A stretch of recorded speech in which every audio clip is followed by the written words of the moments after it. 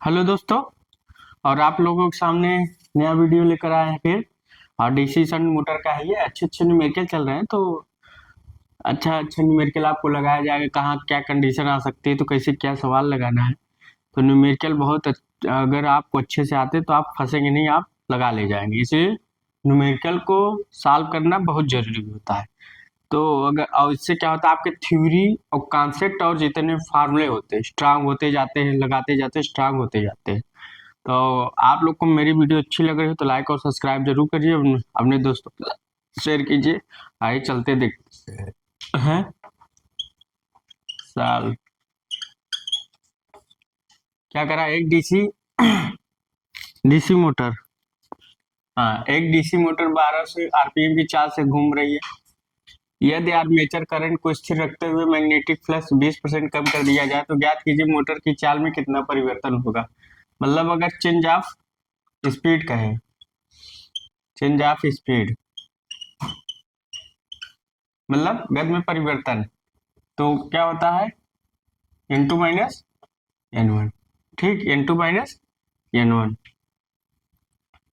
तो N1 और N2, तो N1 की जो पहली स्पीड होती है N1 होती है, जो बाद की स्पीड होती है N2 होती है। ठीक, तो N1 की वैल्यू दी है कितना, 1200 आरपीएम। कितना, 1200। अब क्या करा है, यदि आर्मेचर करंट को स्थिर रखते हुए मैग्नेटिक फ्लक्स, अगर आर्मेचर करंट स्थिर है, एक बात याद रख लीजिए, अगर आर्मेचर करंट स्थिर है तो ईबी का मान भी स्थिर होगा। अगर आई ए कांस्टेंट है तो ईबी का मान भी स्थिर होगा, कांस्टेंट इस कंडीशन में। और आर ए, तो इस कंडीशन में आपका स्थिर होगा। ठीक,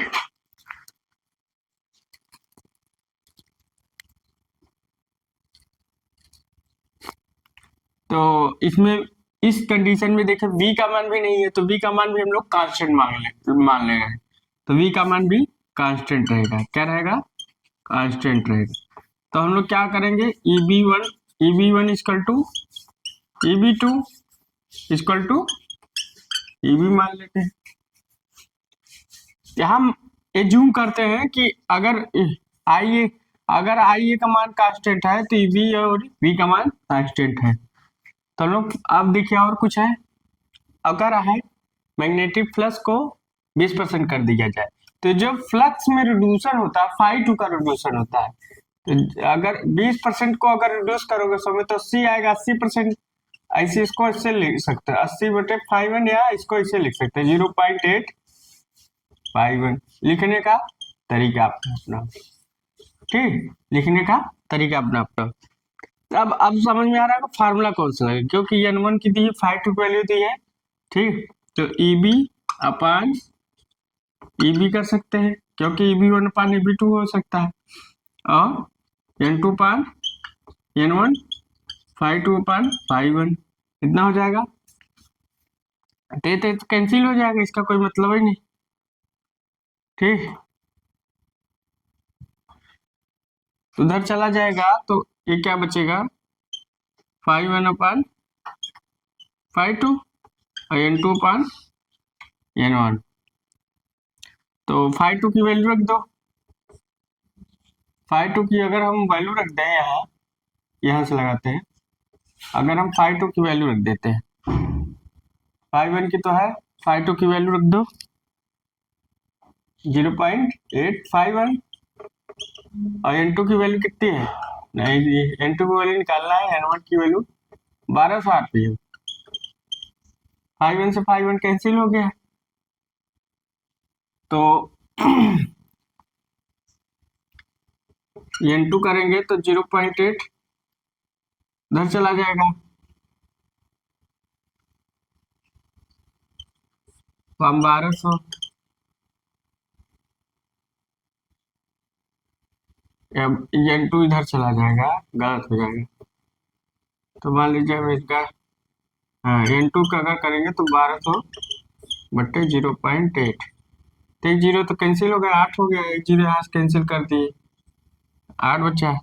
ठीक, समझ रहे होगे? नहीं तो आप लोग सोचे कैसे सर ला दिए, मान लीजिए 1200/0.8, ठीक, इसको कैंसिल करोगे तो कितना बचेगा? 8। तो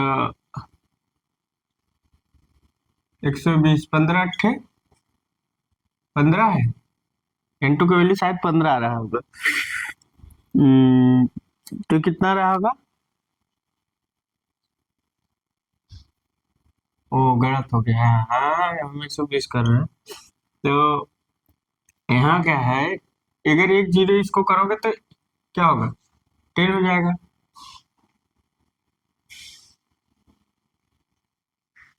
टेन हो जाएगा, इसके साथ एक मल्टीप्लिकेशन हो जाएगा। तो 0.8 का अगर ऐसा करोगे तो क्या हो जाएगा? 0.8 करोगे तो एक जीरो ऊपर चला जाएगा, तो 10 का मल्टीप्लिकेशन हो गया, चाहे इसको ऐसे लिखो 8/10, और 10 ऊपर चला गया तो 12 है। 15 × 120, 15 तो 1500। तो स्पीड कितनी है? 1500, ठीक। तब इस फॉर्मूले में रख दो, 1500 माइनस 1200, तो कितना हो? 300 आरपीएम। तालिए आंसर आ गया, 300 आरपीएम। तो देखिए लग गया। अगर ऐसा कई क्वेश्चन पूछता है, यदि आर्मेचर करंट को स्थिर रखते मैग्नेटिक फ्लक्स का 20% कम कर दिया जाए तो ज्ञात कीजिए मोटर की चाल में परिवर्तन कितना होगा। तो अगर मैग्नेट मैग्नेटिक फ्लक्स यदि आर्मेचर करंट कांस्टेंट हो तो हम ईबी और वी को भी कांस्टेंट मान लिए इस कंडीशन में। तो उसके बाद EB1 = EB2, सवाल आपका सेम ऐसे लेके को उतार लीजिए।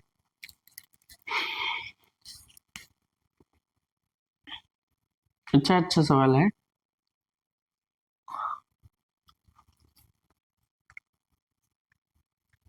अगर मान लीजिए उतार लीजिए पहले,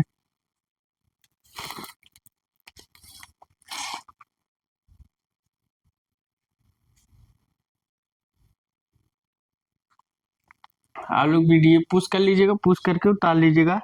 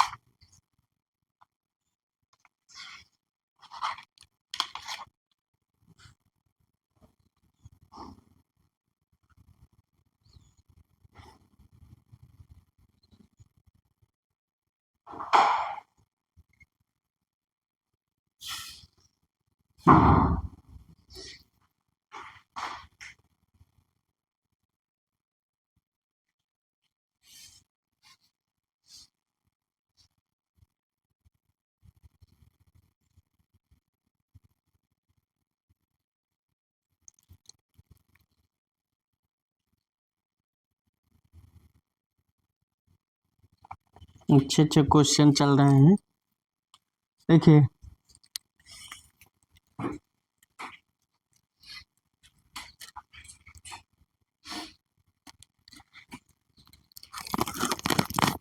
एक तरीका और, अगर इसी को हम दूसरे तरीके से लगाएं, इसी को हम अगर दूसरे तरीके से लगाएं तो फिर कैसे लगाना है?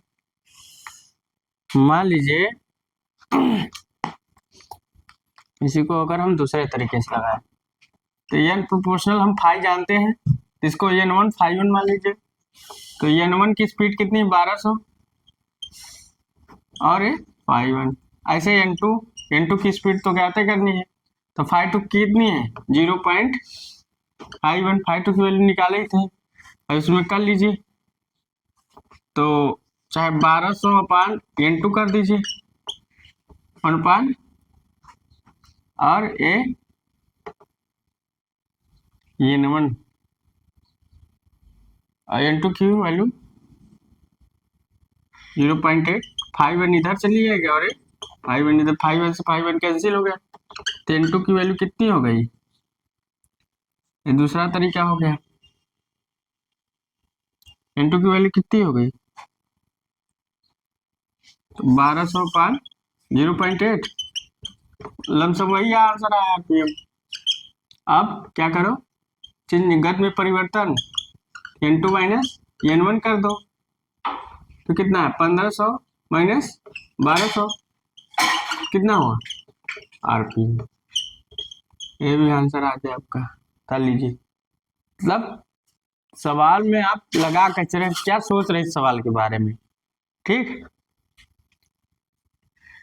सवाल के बारे में आप कितना सोच रहे होंगे। कर लीजिए। सेम वही आया, तो आप किस सवाल को कैसे लगा रहे हैं वो आप पर डिपेंड करता है। अब अगला सवाल हम बताते हैं।